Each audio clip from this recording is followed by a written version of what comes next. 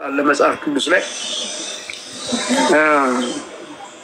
ጌታን ተብሎ የተጠቀሰበታል ለመጽሐፍ ቅዱስ ላይ ስለ መንፈስ ቅዱስ ሲናገር ደግሞ ምናልባት ብዙ ቦታ ተጠቅሷል ስለ መንፈስ ቅዱስ ከተጠቀሱት መካከል በብሉይ ኪዳን ላይ ሲሄድ ኢዮብ ምዕራፍ 33 ይመስለኛል የእግዚአብሔር መንፈስ ፈጠረኝ ይላል እግዚአብሔር ፈጠረኝ ሳይሆን ይያለ ያለው እግዚአብሔር መንፈስ ፈጠረኝ ሲል መንፈስ ቅዱስ እንዳለ መንፈስ ቅዱስ ፈቃሪ እንደሆነ ያስረዳል ያክፍላል ስለዚህ እግዚአብሔር እናንተ እንደምትሉት እግዚአብሔር እንደምትሉት አብ ብቻ አይደለም ወይም አንድ ነው አንድ ብቻ ነው ብላችሁ ሌላ የለም ስላሴ የለም ብላችሁ እንደምታምኑት አይደለም መጽሐፍ ቅዱስ የሚያስረዳው ስለዚህ የኔ መነሻ ሐሳብ ይሄ ነው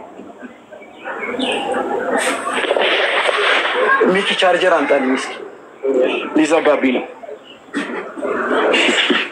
ዛሩ ጨርሷል ወይስ ደቂቃውን ጨርሷል ወይስ ልቀጥል ዛሩ ደቂቃው አንዴ ቀለው ጨርሷል ሐሳቡ ኦኬ ጥሩ እንግዲህ እንደምትመለከቱት ነው አንድ ጥቅስ እንኳን ሳይጠቅስ ነው የወረደው አንደኛ ነገር ደግሞ ስላሴ የሚለው ቃል ባይብል ላይ የለም አው እውነት ነው ግን ስላሴ የወከለው ሐሳብ ራሱ ባይብል ላይ የለም ለምሳሌ ኦሪት ዘዳግም ምዕራፍ 32 ቁጥር 39 ላይ አሁንም እኔ ብቻዬን እንደሆንኩኝ ከኔ በቀር አምላክ እንደሌለ እውቁ ይላል እኔ ብሎ የሚናገር አንድ ማንነት ነው ያለው ትንቢተ ኢሳይያስ ምዕራፍ 44 ቁጥር 6 ላይ የእስራኤል ንጉስ ያህዌ ሚቤዜ ሰራዊት እግዚአብሔር እንዲህ ይላል ከኔ በቀር ሌላ አምላክ የለም እያለ ነው የሚናገረው ትንቢተ ኢሳይያስ ምዕራፍ 45 ቁጥር 5 ላይ እኔ ያህዌ ነኝ ከኔም ሌላ ማንንም የለም ከኔ በቀር ማንንም የለም እያለ ይናገራል ትንቢተ ኢሳይያስ ምዕራፍ 45 ቁጥር 6 ላይ እኔ ያህዌ ነኝ ከኔ ሌላ ማንንም አምላክ የለም አለ ትንቢተ ኢሳይያስ ምዕራፍ 45 ቁጥር 18 ላይ እኔ ያህዌ ነኝ ከኔ በቀር ሌላ አምላክ የለም ይላል ትንቢተ ኢሳይያስ ምዕራፍ 45 ቁጥር 21 ላይ ከኔ በቀር ሌላ አምላክ የለም እኔ ጻድቅ አምላክና መድኃኒት ነኝ ከኔ በቀር ማንንም የለም አለ ኢሳይያስ ምዕራፍ 45 ቁጥር 22 ላይ እኔ አምላክ ነኝና ከኔ በቀር ሌላ አምላክ የለም ወደ እኔ ዞር በሉ ትድናላችኋል ትንቢተ ኢሳይያስ ምዕራፍ 46 ቁጥር 9 ላይ እኔ አምላክ ነኝና ሌላ የለምና የቀደመውን ነገር አስቡ እኔ ያህዌ ነኝ ከእንደኔ ያለ ማንንም የለም አለ ትንቢተ ሆሴዕ ምዕራፍ 13 ቁጥር 4 ላይ እኔ ከግብጽ ምድር ጀምሮ አምላክ ያህዌ ነኝ ከኔ በቀር ሌላ አምላክ አታውቅም ከኔ በቀር ሌላ መድኃኒት የለም አለ ትንቢተ ኢዩኤል ምዕራፍ 2 ቁጥር 27 ላይ እኔም በእስራኤል መካከል እንዳለው እኔ አምላካችሁ ያህዌ እንደሆንኩኝ ከኔ በቀር ሌላ አምላክ እንደሌለ ታውቃላችኋል ስለዚህ በእነዚህ በ11 በ12 ጥቅሶች መካከል ባይብል ላይ ከኔ በቀር ሌላ አምላክ የለም ብሎ የሚናገር አንድ ማንነት ነው ራሱ የሚጠቀመው ሌላ የሚለው አሎሎስ ነው አሎስ ማለት ምንድነው አናዘር ኦፍ ዲፈረንት ካይንድ ሳይሆን አናዘር ኦፍ ዘ ሴም ካይንድ እንደኔ አይነት ባህሪ ያለው የለም እያለ የሚናገር አንድ ሲንጉላር ፐርሰን ነው እኔ የሚለው ቃል አኒ የሚለው የዕብራይስጥ ቃል አንድ ሲንጉላር ፐርሰንን የሚያሳይ ነው ኦሪት ዘዳግም ምዕራፍ 6 ቁጥር 4 ላይ ሽማ እስራኤል ያህዌ ኤሎሃይኑ ያህዋ ካድ አለ እስራኤል ስማ አምላካችን ያህዌ አንድ ያህዌ ነውና አለ መጽሐፈ ኢዮብ ምዕራፍ 31 ቁጥር 15 ላይ እኔ በማህፀን የፈጠረ እርሱንስ የፈጠረ አንድ አይደለምን ይላል ትንቢተ ሚልክያስ ምዕራፍ 2 ቁጥር 10 ላይ ለሁላችን አንድ አባት ያለ አይደለምን አንድ አምላክስ የፈጠረን አይደለምን ይላል ትንቢተ ዘካርያስ ምዕራፍ 14 ቁጥር 9 ላይ ያህዌ በምድር ላይ ይነግሣል እሱም አንድ ስሙም አንድ ይሆናል አለ ወደ አዲስ ኪዳንም ስንመጣ ማርቆስ ወንጌል ምዕራፍ 10 ቁጥር 18 ላይ ለምንድነው እኔን ቸር የምትለኝ ከአንዱ አምላክ በስተቀር ቸር የለም በማለት ኢየሱስ ከአንድ አምላክ ራሱን አውጥቶ ነው የሚናገረው ዮሐንስ ወንጌል ምዕራፍ 17 ቁጥር 3 ላይ እውነተኛ አምላክ ብቻ ነው እንኳን አንተንና የላከውን ኢየሱስን ያውቁ ዘንድ ይህች የዘላለም ሕይወት ናት እያለ ይናገራል አንደኛ ቆሮንቶስ ምዕራፍ 8 ቁጥር 4 ላይ ከአንዱ በቀር ማንንም አምላክ እንደሌለ እናውቃለን አለ ከዛ ቁጥር 6 ላይ ነገር ሁሉ ከእርሱ በኩል የሆነ አንድ አምላክ አብ አለን ይላል ባይብል ላይ አንድ አምላክ አብ ወልድ መንፈስ ቅዱስ ናቸው የሚል የለም ወይም ደግሞ አንዱ አምላክ ሶስት አካላት አለው ወይም አንዱ አምላክ በሶስት አካላት ተገለጠ የሚል ጥቅስ የለም ስላሴ ማለት ቃሉ ባይኖርም ሐሳቡ ባይብል ላይ አለ ብለው የሚሉት ሐሳቡ ምንድነው ስንል አንድ አምላክ በሶስት አካላት ተገለጠ ወይም እነዛ ሶስት አካላቶቹ አንድ አምላክ ናቸው የሚል ትምህርት ባይብል ላይ የለም ማለት ነው ደቂቃ እንጨርሻለሁ ዛሩ መሐመድ ደቂቃህን ጨርሰሃል እየጻፍኩልክ ነበር አሁን የጨረስከው እሺ ቀጥል ሰለሞን ሰልፍክ ሰለሞን ቀጥል እሺ ቀጥላለሁ። እሺ ቀጥላለሁ። እግዚአብሔር አንድ አምላክ ብሎ ነው እያስረዳ ያለው ዘፍጥረት ምዕራፍ 2 ላይ ሲናገር የሰው ልጅ እንደ ምሳሌያችን በአምሳላችን እንደ ምሳሌያችን እንፍጠር ይላል። 15 ላይ ዘፍጥረት 15 ላይ ሲናገር ደግሞ የሰው ልጆች ግንብን እየገነቡ ባለበት ሰዓት ኑ እንውረድ የሚል ቃል አለ። ኑ እንውረድ ሐሳባቸውንም እንደባልቅ ይላል። እግዚአብሔር እንደዚህ ያለ ኑ እንውረድ ሐሳባቸውን ወይም ቋንቋቸውን እንደባልቅ የሚል ቦታ አለ። እግዚአብሔር አንድ ነው ብሎ እንደሱ የሚያስብ ከሆነ በተናጠል የሚያስብ ከሆነ አንድ ብቻ ወይም አላህ ብሎ እሱ የሚያስበውኛ ላይ ግን እንደዛ የሚያስብ ከሆነ እዛ ላይ እንደዛ ይላል። ሲቀጥል ዕብራውያን ምዕራፍ 1 ላይ ሲናገር ምንድነው የሚለው? ስለ ልጁ ግን ይልና አምላኮይ ዙፋን ለዘላለም የጸና ነው ይላል። ስለምኑ? ስለ ልጁ ነው የሚያወራው። አምላኮይ ዙፋን ለዘላለም ምን ያለ ነው? የጸና ነው ብሎ ይናገራል። ሁለተኛ ዮሐንስ ወንጌል ምዕራፍ 1 ላይ ሄዳችሁ ስትመለከቱ እንደዚህ የሚል ቃል አለ። አንድ ላይ በመጀመሪያ ቃል ነበር፣ ቃልም በእግዚአብሔር ዘንድ ነበር፣ ቃልም እግዚአብሔር ነበር ብሎ ቃል የኢየሱስ ክርስቶስ ስም እንደሆነ ይሄ የኢየሱስ ክርስቶስ ስም እንደሆነ ደግሞ ዮሐንስ ራእይ ምዕራፍ 19 ላይ ጥቅስ የምትፈልግ ከሆነ በደንብ እሰጣለሁ። ዮሐንስ ራእይ ምዕራፍ 19 ላይ እንደዚህ ይላል፣ ማንም የማያውቀው ከሱ ውጪ ማንም የማያውቀው ስም በላይ በሱ ላይ ተጽፏል ይላል። በግንባሩ ላይ ተጽፏል። ስሙም የእግዚአብሔር ቃል ብሎ ያን ዮሐንስ ወንጌል ምዕራፍ 1 ላይ ያለውን ያን ቃል መልሶ ራእይ ላይ መልሶ ያመጣዋል። ስለማ ስለ ኢየሱስ ክርስቶስ ሲቀጥል ደግሞ ዮሐንስ ራእይ ምዕራፍ 1 ላይ ለዮሐንስ ራእይ ምዕራፍ 1 ላይ ሲናገር ምንድነው የሚለው?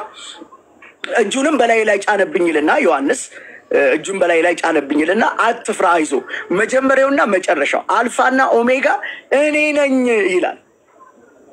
መጀመሪያውና መጨረሻው አልፋና ኦሜጋው እኔ ነኝ ብሎ ይናገራል። ሲቀጥል ደግሞ አይ ቲንክ ዮሐንስ ራእይ ምዕራፍ 20 ላይ ይመስለኛል።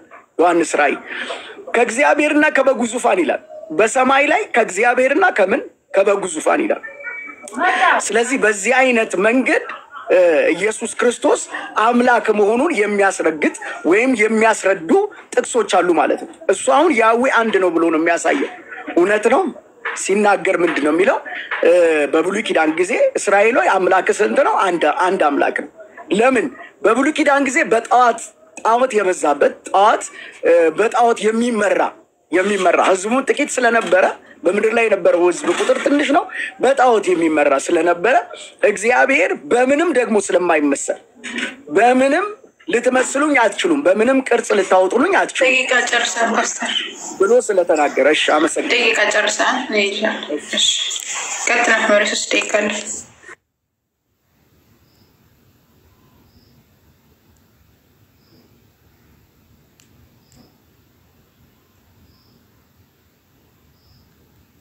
ቆያ አትጀምሩ፣ ሰዓት አልተመቸም መሰለኝ።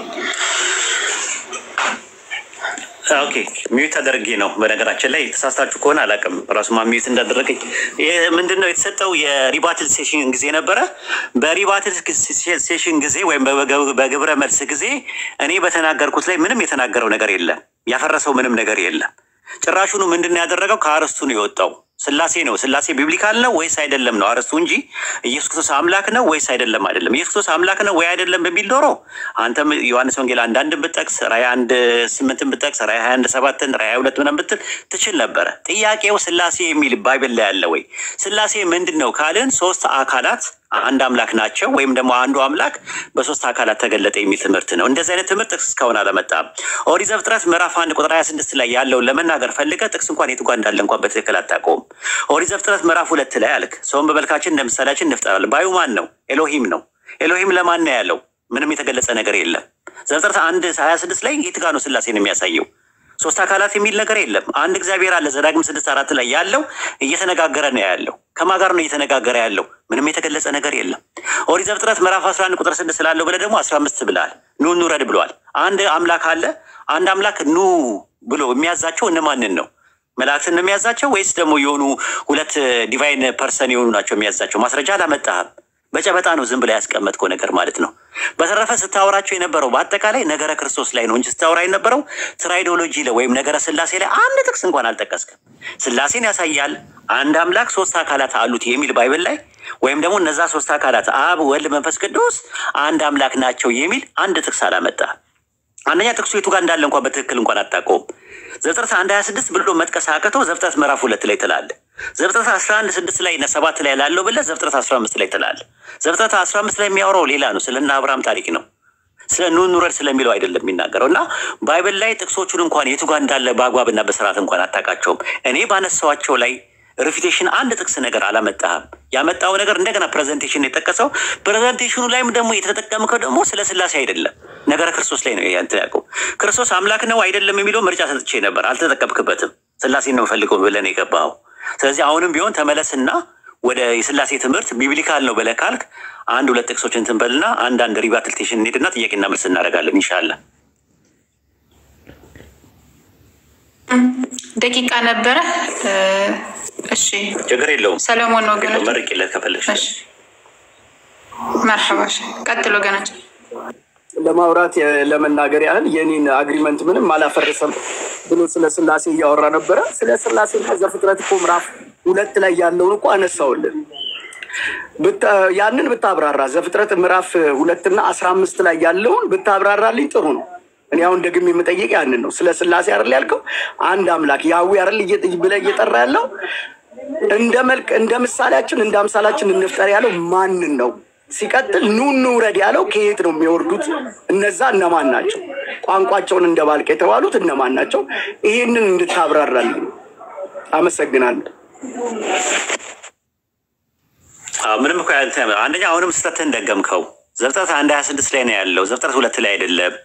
ዘፍጥረት 11:6 ላይ ነው እያልኩ ያለሁት። ኑ እንውረድ የሚለው ያለው ቃል ዘፍጥረት 11:6 እና 7 ላይ ነው፣ ዘፍጥረት 15 ላይ አይደለም። ይሄ የድንጋጤ ምልክት ነው። ምንም ችግር የለውም። አልፋ አለው። እኔ ተጠያቂ መሆን የለብኝም እኮ። እኔ ስላሴ የሚል ነገር ባይብል ላይ የለም። ስላሴ የሚለው ቃል ብቻ አይደለም፣ ሀሳቡ ራሱ ባይብል ላይ የለም ነው እየተናገርኩ ያለሁት። ፈጣሪ አንድ ነው ተብሎ በተባለበት ነገር ሶስት ነው የተባለበት ጥቅስ ባይብል ላይ አታገኝም። አንድም ሶስትም ነው የሚባል ነገር የለም። ትራዩን ጋር የሚባል ነገር የለም። አንተን እንደው ኦሪት ዘፍጥረት ምዕራፍ 1 ቁጥር 26 ላይ አምጥተህ አምላክ እነማንን ነው እንፍጠር የሚለው ብሎ የሚለውን ነገር አንተን ማብራራት ያለብህ። ይሄ ምን ይባላል መሰለህ? በርደን ኦፍ ፕሩፍ ፋላሲ ይባላል ማለት ነው። አንተ ማብራራት የሚገባን ነገር ሌላው ጋር ሸክም ማድረግ። እኔ ያ ዘፍጥረት 1:26 ላይ ስለ እኔን ጥቅስ ይደግፈኛል ብዬ አይደለም ያመጣሁት። አንተን ጥቅስ ስለ ስላሴ ያሳያል ብለህ ያመጣው። ዘፍጥረት 1:26 ላይ እግዚአብሔር እየተነጋገረ ያለው ከማን ጋር ነው ለሚለው ነገር አንተ ማብራራት ካልቻልክ እኔ ላብራራው እችላለሁ፣ ያንተን ጥቅስ ማለት ነው። ዘፍጥረት 11:6 ላይም ያለው እንደዛ ነው። ኦሪት ዘፍጥረት ምዕራፍ 11 ቁጥር 6 ላይ እግዚአብሔር ምንድነው ኑ ይላል። ኑ የሚለው ፈንክሽናል ሰቦርዲኔሽን አይደለም፣ ኦንቶሎጂካል ሰቦርዲኔሽን ነው። ለምን አምላክን አያዝም? ራሱ ኑ ብሎ አያዛቸውም ራሱ። ለምን ኢሳይያስ ምዕራፍ 1 ቁጥር 19 ላይ ኑ እንዋቀስ ይላል። እንዋቀስ የሚለው ማንን ነው ስንል የእስራኤልን ሕዝብ ነው። ኦሪት ዘፍጥረት ምዕራፍ 11 እግዚአብሔር ይሄ አንድ እግዚአብሔር ዘዳግም 6:4 ላይ ያለው እግዚአብሔር እነማን ነው ኑ የሚለው? ሁለት ፐርሰኖችን ወልድና መንፈስ ቅዱስን ነው። ማስረጃ ማምጣት አለብህ። እኔ ግን መላእክትን ነው ብዬ እላለሁ። ለምን መጽሐፈ ኩፋሌ ምዕራፍ 10 ቁጥር 13 ላይ ምን ይላል? እግዚአብሔርም አለ መልአኩ ሲናገር ኑ እንውረድ አለን ብሎ ይናገራል። መጽሐፈ ኩፋሌ ምዕራፍ 4 ቁጥር 4 ላይ አምላካችን እግዚአብሔር ለእኛ እንዲህ አለን አለ። ምን አለን? እንፍጠር አለን ብሎ ይናገራሉ። እነማን ናቸው የሚናገሩት? መላእክቶች እንደሆኑ መጽሐፈ ኩፋሌ 4:4 ላይ። አንተ ግን በጀርባው ላይ ዘፍጥረት 1:26 ላይ እግዚአብሔር ኑ እንፍጠር እያለ ያለው ለእነማን እንደሆነ ማብራራት ያለብህ አንተ እንጂ እኔ አይደለሁም። ቢያንስ እኔ ኢንፎርሜሽን ሰጥቻለሁ ከመጽሐፈ ኩፋሌ 4:4 እና ከመጽሐፈ ኩፋሌ ምዕራፍ 10 ቁጥር 13 ላይ። አንተ ግን ይሄንን ነገር ማብራራት ራሱ አልቻልክም። ራሱ አሁንም ቢሆን ስላሴ የሚባለው ነገር 1% ሳይሆን 3% ዋን ኤሰንስ ነው። ስለዚህ 3 ፕሮሶፖን እንዳለው የሚያሳይ ከዛ እነዛ አምላክ 3 ፕሮሶፖን አለው። እነዛ 3 ፕሮሶፖኖች ደግሞ አንድ አምላክ ናቸው፣ ዋን ኤሰንስን ሼር ያደርጋሉ የሚል ማስረጃ እስካሁን አላመጣህም። እስቲ የት አለ? አምጣው። እሺ ጥሩ። ምናልባት ጥቅሱን ስጀምር የጥቅስ ቦታውን መሳሳቴን እሱን እንደ ድክመት አይተህ እንደ ፍርሃት አይተህ ከሆነ በጣም እየወረደ ነው እሱ አስተሳሰብ። ሲቀጥል ግን ለምን ዋናውን ሀሳብ ለመረዳት ፈቃደኛ ከሆንክ፣ ሲቀጥል ግን በሌላ ኑ እንውረድ ሲል ምን ማለቱ ነው አልክ አንተ? ኑ እንውረድ ማለት ኑ እንዋቀስ ይላል እግዚአብሔር አልክ። እውነት ነው። ኑ እንዋቀስ ያለው እስራኤላውያንን ነው። እዚህ ጋር ኑ እንውረድ ያለው ከሰማይ ነው ስልህ ምን አልክ አንተ? መልአክን ነው። መጽሐፍ ቅዱስ መልአክ ይላል አይልም። የራስን ሀሳብ እየሰጠ ነው። እዚህ ጋር አጥፋው ይሄንን መጀመሪያ የራስን ሀሳብ መልአክ የሚለውን ሲቀጥል እንደ መልካችን እንደ ምሳሌያችን እንፍጠር ያለው እኔን ለምን ትጠይቀኛለህ አልክ። አንተ ከሆነ መነሻ ሀሳብ የሰጠው ለውይይት ጥያቄ አለኝ ብለህ ያነሳው ያንን እኔ መለስኩልህ። ምን ብዬ? ዘፍጥረት ምዕራፍ 2 ላይ ምዕራፍ 1 ብዬ ተሳስቼ ነበር አይደል? ስላደረምከኝ አመሰግናለሁ። ቴንኪው በጣም። ዘፍጥረት ምዕራፍ 2 ላይ ያለውን ቃል እንደ መልካችን እንደ ምሳሌያችን እንፍጠር ሲል በዛ ውስጥ ስላሴ ያሉ እኛ እንረዳለን ብዬ ነገርኩህ አንተ። ይሄንን አንተ ነህ ማፍረስ ያለብህ። አይ ኖ ኖ ኖ ኖ ብለህ ማፍረስ ያለብህ አንተ እንጂ እኔ አይደለሁም። እኔማ ተረድቼ እኮ ተቀብያለሁ እኮ ተቀብያለሁ። ሲቀጥል ዘፍጥረት ምዕራፍ 11 ላይ 11-15 ሲናገር ምንድን ነው የሚለው? ኑ እንውረድ ይላል። ቋንቋቸውን እንደባልቅ ብሎ ይናገራል። መልአክ ናቸው አለ። እዛ ውስጥም እኛ ስላሴ ያሉ ብለን እናምናለን። ፐርሰን አንተ በፐርሰን ደረጃ አይ አይደለም እንደዚህ ነው ብለህ ልትናገር ትችላለህ ወይ? ስለ ስላሴ ልትናገር ትችላለህ ወይ? ይህንን በዚህ መልኩ ነው የማስረዳ። ሲቀጥል ኢሳያስ ላይ የተጻፈ አለ። ኢሳያስ ምዕራፍ ደቂቃ ያያችሁ ይስሐቅ ካለ ይስሐቅ ደቂቃውን ያዝ። ደቂቃ አልቋል። ደቂቃ ስለያዛችሁ ነበር። አንተ እንዴ ደቂቃውንም የምትይ ነው? አይ ደቂቃ ለኔ ያዝኩ ነው። ምክንያቱም እያየችው አይደለችም እሷ እያያዘች ካውንተሩ አልቋል። ኡስታዝ ካውንተር አስቀምጬ ነበር። ካውንተሩ አልቋል። ያ ማለት 3 ደቂቃ እንጨርሳለን። ኦኬ ደቂቃው ያዝለትና ደቂቃ እንትን በሉ። ምክንያቱም እኔ ያልኩት ምንድነው ደንግጣል ነው ያልኩ እንጂ ፈርታል አላልኩኝም። ብትፈራ ኖሮ መታ አትወያይም ነበር። የሚፈራ ሰው አይወያይም መጥቶ። አንተ አልፈራህም ግን ደንግጣል። መደንገጥ የሚታወቀው ጥቅሶቹ አግባቡ ቤቱ ጋር እንዳሉ እንኳን ተደናብረሃል። ያንን ነው ልልሽ ያልኩት ነገር። ወደ ጥያቄና መልስ እንሂድ። አሁን የጥያቄና መልስ ጊዜ ስለሆነ ወደ ጥያቄና መልስ እንሂድ። ኦሪት ዘፍጥረት ምዕራፍ 11 ቁጥር 6 ላይ ስላሴን የሚያሳየው እንዴት ነው? ኑ የሚለው እግዚአብሔር እነማንን ነው? አንድ እግዚአብሔር አለ። ዘዳግም 6:4 ላይ ስማ እስራኤሉ ያህዌ ኤሎሃይኑ ያህዌ ኻድ አለ። እስራኤሎች ስማ አምላካችን ያህዌ አንድ ያህዌ ነው ይላል። ይሄ አንድ ያህዌ አምላካችን ያህዌ ኑ ብሎ ያለው እነማንን ነው? ማስረጃ ስጠኝ እስቲ። እከሌን በለኝና ከዛ በኋላ ስላሴን እንገነባለን። ይሄ ነው ጥያቄ። ወደ መልሱ ግባ።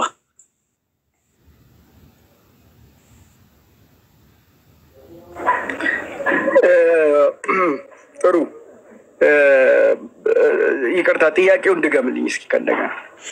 ኦሪት ዘፍጥረት ምዕራፍ 11 ቁጥር 6 ላይ ያህዌ ወይም ደግሞ ዮዴሄ ባፔ የሚባለው ዘዳግም 6:4 ላይ ያለው አንዱ አምላክ አንዱ ያህዌ የሚባለው ኑ የሚለው እነማንን ነው? ፊት ለፊት ኑ እያላቸው ያለው እነማንን ነው? እከሌ በለኝ አንተ። ዘፍጥረት 11:6 ላይ እከሌ በለኝ። ስላሴን ጭራሹን አያሳይም ጥቅሱ። እኔ እነማንን እንደሆነ ማስረጃ ሰጣለሁ።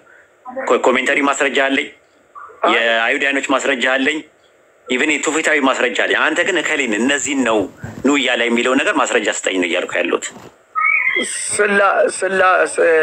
ኑ እንውረድ ኑ ያለው መንፈስ ቅዱስን አብ ነው። መንፈስ ቅዱስን እና ወልድን ነው። ኦኬ ማስረጃ ስጠኝ እስቲ። ባዩ አብ እንደሆነና ወልድና መንፈስ ቅዱስ ኑ እንዳላቸው የሚያሳይ የአዲስ ኪዳንና የብሉይ ኪዳን ማስረጃ ስጠኝ። ከነቢያትና ከሐዋርያት መካከል ዘፍጥረት 11:6 ጠቅሶና ታክሶ አብ ነው ለወልድና ለመንፈስ ቅዱስ እየተናገረ ያለውን የሚለውን ወይ ካውድ ኮንቴክስቹዋል አፕሮችም ቴክስቹዋል አፕሮችም ሊንጉስቲካልም ግራማቲካል አፕሮች ስጠኝ። ጥሩ ለመስጠት ያህል ዮሐንስ ወንጌል ምዕራፍ 8 ላይ ሲናገር እንደዚህ የሚል ቃል አለ። አንተ ገና 50 ዓመት ያልሞላ አብርሃምን አይቼዋለሁ ብለው ሲጠይቁት እኔ አብርሃም ሳይወለድ ነበርኩ ይላቸዋል። ኢየሱስ ክርስቶስ ነበርኩ ይላቸዋል። በሌላ በኩል ደግሞ እዛው ዮሐንስ ወንጌል ምዕራፍ 1 ላይ በመጀመሪያ ቃል ነበር ይልና ቃልም በእግዚአብሔር ዘንድ ነበር፣ ቃልም እግዚአብሔር ነበር ይለዋል። ያ ቃል የተባለው ዮሐንስ ራእይ ላይ ኢየሱስ ክርስቶስ እንደሆነ ይናገራል። የወልድ ስም ቃል እንዳለው ዮሐንስ ቃል ብሎ እንደጠራው እና ከእርሱ ጋር እንደነበር ጥያቄው ግን ገብተዋል። ግን ምንድን ነው የጠየቁት? ድገምልኝ አንዴ እኮ ግልጽ ነው። ምንድን ነው? ድገም አንዴ ድገም። እሺ ኑን ውረድ ያለው እኔ ኢየሱስ ክርስቶስ ከድንግል ማርያም ከመወለዱ በፊት ፕሬኤግዚስታንስ ነው ወይም አይደለም አምላክ ነው አይደለም አላልኩም። እዛ ላይ ዘፍጥረት 11:6 ላይ እግዚአብሔር ኑ የሚለው እነማንን ነው? ከሌን የሚለውን ነገር ከየት አመጣ እኮ? አሁን የጠቀስካቸው ጥቅስ ላይ እግዚአብሔር ኑ ያለው ወልድና መንፈስ ቅዱስ ነው የሚል ነገር አለው። ዮሐንስ 8:58 ላይ ዮሐንስ 1:1 ላይ እንደዛ የሚል ነገር አለው። እየነገርኩ እኮ አለ ወይ ነው የምልህ። እየነገርኩ ነው እኮ ከገባ አሁን አንተ የምትረዳ ማለት ከገባ ገባ፣ ካልገባ ምንም ልረዳ አልችልም። ግን እያስረግጬ እየነገርኩ ነው። ዮሐንስ ወንጌል ምዕራፍ 8 እኔ አለው አብርሃም ሳይወለድ በፊት እኔ ነበርኩ ይላል ዮሐንስ ራእይ ላይ ደግሞ ስታይ ኢየሱስ ክርስቶስ እኔ መጀመሪያውና መጨረሻ አልፋና ኦሜጋ ነኝ አለ ኢየሱስ። ስለዚህ ኢየሱስ ነበር ከማን ጋር? ከአብ ጋር ነበር እያልኩ ነው። ወልድ ከአብ ጋር እንደነበረ የሚያሳይ እሱ ጅማሬ የለውም ፍጻሜ የለውም። እሱ እንደነበረ እየነገርኩ ነው እኔ ስለ ወልድ። በመጀመሪያ ያስኬድም ጥያቄው ነው ካላስኬድ ልድገምልህ። አይ ኖ አለመሄድ ሳይሆን እስከ መጨረሻው እንሄድበታለን። አይዞህ ተረጋግተህ እንትን በለኝ። ጥያቄውን አንተ አሁን ኩሉን ፓስተር ነህ፣ ኩል ሆነ እናውራ። አሁን ዘፍጥረት 11:6 እና 7 ላይ እግዚአብሔር ኑ እንውረድ ሲል ኑ ብሎ የሚላቸው ወልድና መንፈስ ቅዱስን ስለመሆኑ ማስረጃ ስጠኝ ነው ያልኩ። ማስረጃ አልሰጠኝም እስካሁን። ኢየሱስ ክርስቶስ ፕሬኤግዚስታንስ አለ ወይም የለውም፣ ኢየሱስ ዓለም ሳይፈጠር በፊት ነበረ አልነበረም ብዬ ጥያቄ ባቀርብልን ኖሮ የጥያቄው መልስ በአግባብና በቦታው ነው። አርጊመንት እናደርጋለን፣ ሪፊት ላደርግ እችላለሁ። ጥያቄው ኢየሱስ ከድንግል ማርያም ከመወለዱ በፊት ወይም ዓለም ሳይፈጠርና ዘመን ሳይቆጠር ነበረ አልነበረም ሳይሆን ኦሪት ዘፍጥረት 11:6 እና 7 ላይ እግዚአብሔር የዮዴሄ ቫቭሄ ዘዳግም 6:4 ላይ ያለው አንዱ እግዚአብሔር ኑ እያለ የሚለው እነማንን ነው ጥያቄው። ወደ መልስ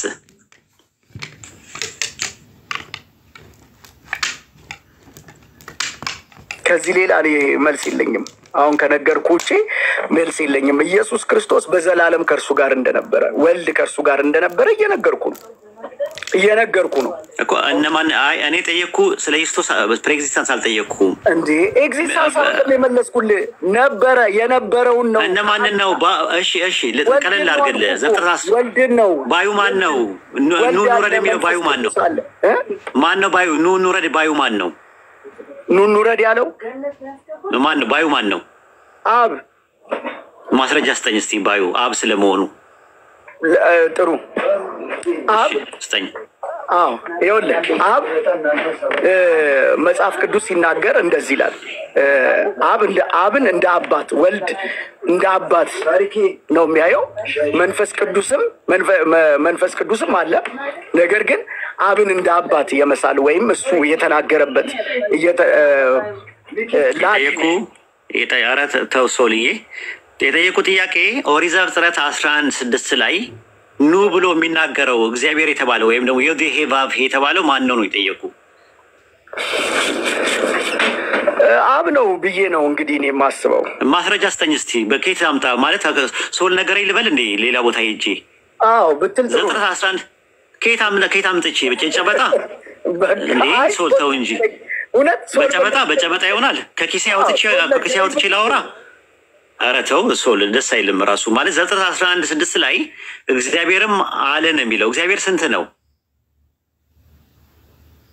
እግዚአብሔር ስንት ነው?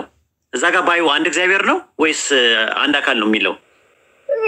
እግዚአብሔር አንድ ነው። ስላሴ እኮ አንዱ እግዚአብሔር ነው። አንዱ እግዚአብሔር እነማንን ነው ኑ የሚለው? እነማንን ነው ኑ የሚለው? አንዱ እግዚአብሔር እነማንን ነው ኑ? አንዱ እግዚአብሔር እነማንን ነው ኑ እያለ የሚጠራው? አንዱ እግዚአብሔር አይደለም። አሁን እኮ ያለ ነው አዲስ ኪዳን። እግዚአብሔር ስንት ነው?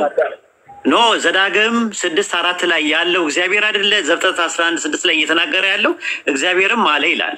ያ አንዱ እግዚአብሔር እነማንን ነው ኑ የሚለው? ኑ የሚለው እነማንን ነው? ሲጀመር ወልድና መንፈስ ቅዱስ እኮ ከአብ ጋር ነበሩ አብረው። ኑ እንዴት ይላቸዋል? ራሱ ኑ እንዴት ይላቸዋል? ኑ ብሎ የሚያዛቸው ማን ነው? ፈንክሽናል ሰቦርዲኔሽን ሳይሆን ኦንቶሎጂካል ሰቦርዲኔሽን ነው የሚያሳየው። ኦንቶሎጂካል ሰቦርዲኔት አለ በስላሴ መካከል። አንተ እንደምታየው ኦንቶሎጂካል ሰቦርዲኔሽን አለ በስላሴ መካከል። ሰውል ኦንቶሎጂካል ሰቦርዲኔሽን አለ ወይ በትሪኒቲ መካከል? ምን ማለት ነው እሱ? ነው ማለት ቴዎሎጂ አልተማርክም? አልተማርኩም። ታዲያ ሳትማር እንዴት እንደዚህ አይነት ቦታ ትመጣለህ? እሺ ልድገምልህ። አለመማሬ አንተን ቁጭ ብድግ ከማድረግ አያግደኝም። አለመማሬ ችግር የለውም። አይዞህ ኩልዳውን አሁን ምን ችግር የለም። ልንገርህ ትርጉሙን ልንገርህ። ቆይ ተረጋጋና ትርጉሙን ልንገርህ። አልማር ነው እስካሁን የቆየሁት ከአንተ ጋር ባይዘው። ቆይ ወደ ሌላ ነገር አትየው፣ ወደ ፖይንቱ። ኦሪት ዘፍጥረት 11:6 ላይ ኑ ብሎ ሲያዛቸው የሚያዛቸው የባህሪ መገዛዛትን ነው የሚያሳየው ወይስ የግብር መገዛዛትን ነው የሚያሳየው? ባህሪ መገዛዛትን። ተመልከት እንግዲህ የባህሪ መገዛዛት ካላቸው ተነጥለዋል ማለት ነው። ተመልከቱ፣ ያጀማ ፓስተር ነው እየሰማችሁ ነው ያላችሁት ፕሮቴስታንቶች። ኦንቶሎጂካል ሰቦርዲኔሽን በአብ በወልድ በመንፈስ ቅዱስ መካከል አለ እያለ ነው ያለው። አብ በባህሪ ከወልድ ጋር ይለያያል ማለት ነው እያለ ነው ያለው። ስለዚህ አሁን ጥያቄው የሚነሳው ምንድን ነው? ኦሪት ዘፍጥረት ምዕራፍ 11 ቁጥር 6 ላይ ያለው ጥቅስ ለስላሴ ትምህርት ማስረጃም መረጃም መሟገቻም አይሆንም ማለት ነው። አይ ቲንክ ይስሐቅ ማጠቃለያ ብንሰራበት ይሻላል። እንደማን ሀሳብ ነው የማይሆነው? እንደማን ሀሳብ ነው የማይሆነው? ነው የለማ ስላሴን ማምጣት አልቻልኩም። የለም አውጣና ሳየኝ። ዘፍጥረት 11:6 ላይ አውጣና ሳየኝ ስላሴን። አንተ ራስህ ተራራው ነው ባል ማን ነው ስል መልአክ ነው አለ። ቢጨንቅህ ኡስታዝ ይበቃል። ላሳይ ማስረጃ ልስጥህ። ቆይ እውቀቱ የለም ግን እኔ ያልኩበት ማስረጃ ልስጥህ መላእክት እንደሆኑ እዛው ላይ ማስረጃ ስጠኝ። እዛው ላይ መልአክ ነው። አይ እሱ ኮንቴክስት የባይብል ማስረጃ ልስጥህ። ለምሳሌ መልአክ ነው ብለህ ስጠኝ። መላእክት ናቸው ያልኩበት እኔ ማስረጃ ልስጥህ እኮ አዳምጠኝ እኮ እዛው ላይ ስጠኝ። እዛው ላይ ልስጥህ ጥቅስ ልስጥህ እኮ ከአዲስ ኪዳንም ከብሉይ ኪዳንም ነው አይደል የጠየቅኩህ? ወይም ኮሜንታሪውን ላምጣ ብዬ ነበረ። አትስጠኝ፣ ሌላ ቦታ አትሂድ። እዛው ላይ መልአክ መሆናቸው ይኸው ልስጥህ። ጁብሊ ምዕራፍ 10 ቁጥር 22 ላይ ምን ይላል መሰለህ? ምን ላይ? ቆይ ኧረ ተረጋጋ። ምን ላይ? ተረጋጋ። መጽሐፈ ኩፋሌ አልቀበልም። እኔ መጽሐፈ ኩፋሌ አትቀበል። ግን ያዳምጥ፣ ሰው ያዳምጣ። አንዴ ተረጋግተህ እሺ፣ ተረጋጋ። አንዴ ተረጋጋ። እሺ እኛ እንናገርና እኮ አይወክልህ ግን ኧረ ፓስተር ተረጋጋ። ምን ነው ስሜት አይሆንክብኝ? ኩፋሌ ማስረጃ አይሆንም ለኔ። ኧረ ትንሽ ኩፋሌ አይሆን ግን ሰው ያዳምጥ። እሺ አሁን ለምሳሌ ይህንን ነገር ልንገርህ ማስረጃ በቃ አታዳምጥም ማለት ነው። እሺ ይቅርብ። ማጠቃለያ ያሰራበት። እሺ አይ ቲንክ ገና ነን ለእውቀት ለአቅመ ውይይትም ገናም አልደረስክም። አንደኛ ሪባትል ሴሽኖችንም አታውቃቸውም። ፕሬዘንቴሽን አቀራረብ ራሱ የሞተ ነው። እንዲህ ዘለ ስትወጣ እንዲህ ትተነፍሳለህ ራሱ። ለማንኛውም አንድ ይስሐቅ አለህ ደቂቃ ስጡትና ማጠቃለያ ይሰራበት። 2 ደቂቃ ስጡትና ማጠቃለያ ይሰራበት። ይስሐቅ አለ ወይ? ኔት 2 ደቂቃ ስጡና ስላሴን አጠቃላው ፐርሰናሊቶ ተጀምሯል። 3 ነው ያደረጋችሁት፣ 2 አድርጉት እና ቀጥል። 2 ደቂቃ ስጠውና አስቆሞ ሲደርስ ይኸው ሚታደ። እሺ ጥሩ። ስላሴን ማጠቃለያ ስለ ስላሴ ለመስጠት ያህል እኔ በገባኝ መጠን ነው ላስረዳ የምችለው። ኢየሱስ ክርስቶስ ዕብራውያን ምዕራፍ 1 ላይ ሲናገር አምላክ ሆይ ዙፋንህ እግዚአብሔር ስለ ልጁ ብሎ ነው የሚጀምረው። አምላክ ሆይ ዙፋንህ ለዘላለም የጸና ነው ይላል። ኢዮብ 33 ላይ ስትሄዱ ደግሞ ምን ይላል? የእግዚአብሔር መንፈስ ፈጠረኝ ይላል። ጌታ ኢየሱስ ክርስቶስ ደግሞ ሲናገር ወደ አባቴና ወደ አባታችሁ ወደ አምላኬና ወደ አምላካችሁ ይላል። ማን ነው? አብ ነው። አብ አምላክ እንደሆነ እዛ ላይ ይናገራል። ስላሴ በእንደዚህ ጠቅለል ባለ ጀነራል በሆነ መንገድ እኔ አስቀምጨዋለሁ። አይስማማኝም፣ አይዋጥልኝም፣ እዚህ ጋር ይወጋኛል፣ ይጎረብጠኛል የሚል ሰው ካለ ማለት ይችላል። እኔ ግን የማስረዳት አቅሜን ተጠቅሜ ያለኝን የገባኝን ተናግሬያለሁ። ከዚህ በላይ ደቂቃ ለይለካ እና በዚሁ ደቂቃ በቀረችን ደቂቃ ወደ እውነተኛው ወደ ኢየሱስ ክርስቶስ እንድትመጡ ጋብዛችኋለሁ። ጌታ ኢየሱስ ክርስቶስ ይወዳችኋል። የዘላለም ሕይወት እርሱ ብቻ ነው። ሌላ ሕይወት የለም። ሌላ መዳኛ መንገድ የለም። አትልፉ። መንግስተ ሰማያት መግቢያው ኢየሱስ ክርስቶስ ብቻ ነው። መዳን በሌላ በማንም የለም። የሚዳነው በአንዱ በልጁ በኢየሱስ ክርስቶስ ብቻ ነው። ሌላ በር አትፈልጉ፣ ሌላ መሲህ አትፈልጉ። ኢየሱስ ክርስቶስ መጥቶ ስለ ሰው ልጆች ኃጢአት ራሱን በመስቀል ላይ ሰቅሏል። ሞትን ድል ነስቷል። በአብ ቀኝ ተቀምጧል። እርሱ ዳግም በክብር ተመልሶ ይመጣል። ሞት አለ፣ ፍርድ አለ። ያመነ በክርስቶስ ያመነ የዘላለምን ሕይወት ያገኛል። ያላመነ ግን ይፈረድበታል። ጌታ ኢየሱስ ክርስቶስ ይወዳችኋል፣ እኔም እወዳችኋል። ደቂቃ ጨርሰናል ፓስተር። ቀጥሉ ስተስ። እንግዲህ እንደምታዩት ጥያቄው የስላሴ ትምህርት ነው። እሱ ግን ስለ ሳሊቬሽን ነው እያወራ ያለው፣ ስለ መዳን ነው እያወራ ያለው። እንግዲህ ማለት ከአርስቱ ሁላ ወጥቷል። ኢቭን ርዕስ ራሱ አመራረጥ ራሱ አይችልበትም። በርዕስ ማውራት የሚባል ነገር የለም። ለዛ ነው ፈርታል አላልኩኝም፣ እኔ ደንግጣል ነው ያልኩት። ፍርሃትና መደንገጥ ይለያያል። አንድ ሰው ፍርሃት አለማወቅ ነው ራሱ። በነገራችን ላይ አለማወቅን ስለሆነ እዚህ ጋር መጥተህ ተዳፍረ መታ ደፍረ አልፈራህም።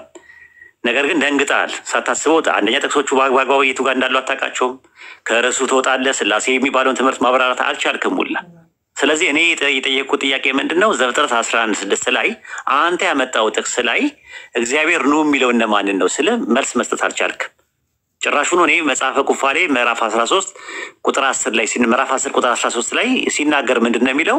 መልአኩ ሲናገር አምላካችን እግዚአብሔር ለእኛ እንዲህ ያለን ኑ እንውረድ አለን ብሎ ይናገራል። ይሄ እየሰጠው ያለው ባትቀበለው እንኳን ኢንፎርሜሽን ነው ራሱ። ታርገም ዮናታ ላይ ስትመለከተው ኦሪት ዘፍጥረት ምዕራፍ 11 ቁጥር 6 ላይ ያለውን የሚጠቀመው ለመላእክቶች ናቸው። በፊቱ ለሚቆሙ መላእክቶች አላቸው ነው የሚለው። ፈንክሽናል ሰቦርዲኔሽን የሚባል ነገር አምላክ ጋር ከሌለ፣ ኦንቶሎጂካል ሰቦርዲኔሽን ካለ ትንቢተ ኢሳይያስ ምዕራፍ 1 ቁጥር 18-19 ላይ ኑ እንዋቀስ ብሎ ይናገራል። ኑ ብሎ ካለ ራሱ ጋር ያሉትን ነገሮች አይደለም ኑ የሚለው። አብና ወልድ መንፈስ ቅዱስ በሞድ ኦፍ ኤግዚስታንስ ወይም በኩነት አንድ ላይ ናቸው ያሉት ከተባለ እንዴት ነው አብ ወልድና መንፈስ ቅዱስ ኑ ብሎ የሚላቸው? ሎጂካልም አይደለም ራሱ። ይህንን ማብራራት አልቻልክም። የአንተን ጥቅስ ላብራራልህ ብዬ ላገዝህ እንጂ ስላሴን የሚያፈርስ ነገር ነው ብዬ አይደለም ያመጣሁት።